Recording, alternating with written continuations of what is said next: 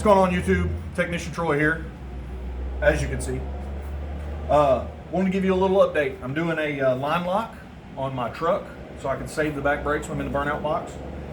What that's going to require me to do is actually build some brake lines. This is just a test piece. I wanted to kind of give a bit of an update on a tool that I've been using in the industry for a while, and it's absolutely phenomenal. If you got some extra cash and do a lot of brake lines, really any hydraulic lines, I'll explain why this one is so much nicer. So Mastercool is actually who makes it. There's some off-brand knockoffs on Amazon. I haven't used them. They're probably not terrible, but name brand kind of stuff. If it's a tool that can save me some time, I'll spend the money on it. So I know it looks like a lot, but I'll show you what's going on. So this is actually the hydraulic press.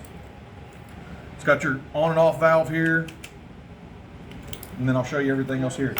It's got different sizes for your brake line. It goes from 3/16 all the way to 3/8, and then you've got your metric bubble flaring size here. These are all your fittings to do that, and it also has push connects fittings. So if you're doing fuel line and they're quick connect and you need the little ridge and you want to do it in hard line, this will do that. It'll do anywhere from a quarter all the way to 3/8. So it also does GM fuel line forming. So it's got these guys here to do their Jiffy type connectors for your trans lines, fuel lines, things like that. But I'll explain to you how well this works. So this is 3/16 line. You just go through here on your fittings, find the right die that actually will go around your line. Easiest way to do that is to measure it or know exactly what you're working with. But another thing you can do is just kind of stick it in. And if it's pretty close and you can give it a little wiggle, you know you're close to it. So you've got a dish side and a flat side. The flat side is going to go to the top right here, all right? That way it bottoms out. You can stick this all the way in. That's not what you want. This is actually your gate. So if you're doing brake lines, best thing you can do is put your line in there, give it a push to where it's close. You can pull this gate back.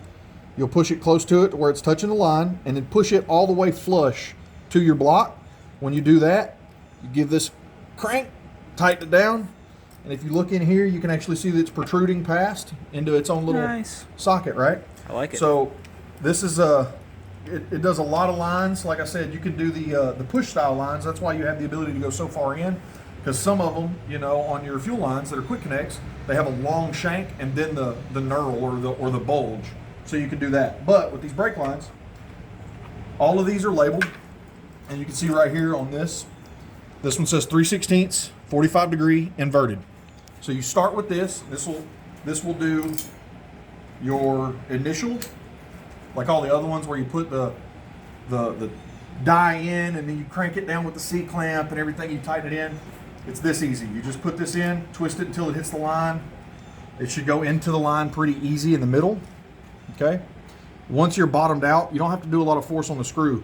Flip this guy over, this valve, you just close it, and then all you do is you pump. 1, 2, 3, 4, 5, and then once it starts to get hard, I like to give it a little bit of extra.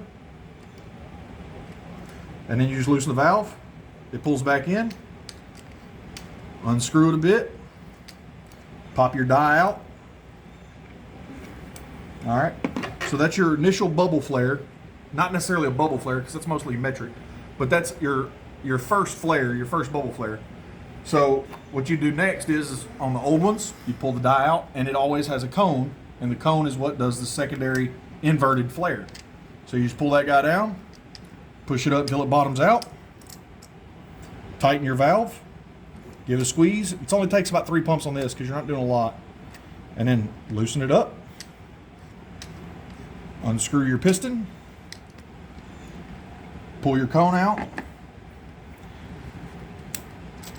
pop your block off, and you don't get much more better than that. I mean, it's pretty much perfect, you know. So I mean, is it cumbersome to try to get into a very small place? Yes, but when you're making or working on a race car, or you're making lines outside the car, if you're working on a show car, if you're working on something that's more of a specialty, like I said, for your fuel lines and things like that, stuff that you don't necessarily buy from the dealer because you don't have anymore, this will make it for you. It's very simple. Very easy to use. The instructions are pretty much idiot proof, and it's a wonderful tool to have. It's on the pricier side, but I highly believe it's worth it. Like I said, especially if you do this on commission based, this will speed up the process. It makes them good. That way you're not making one flare, it goes crooked, you got to cut it back off, you start losing material. You save material in the long run, you make good flares, you make sure that you don't have leaks. Brakes, let's be honest, ladies and gentlemen, you don't want leaks on your brakes. If you do, then things get crazy, right? So I just wanted to touch base on that. I love this tool. It works phenomenally.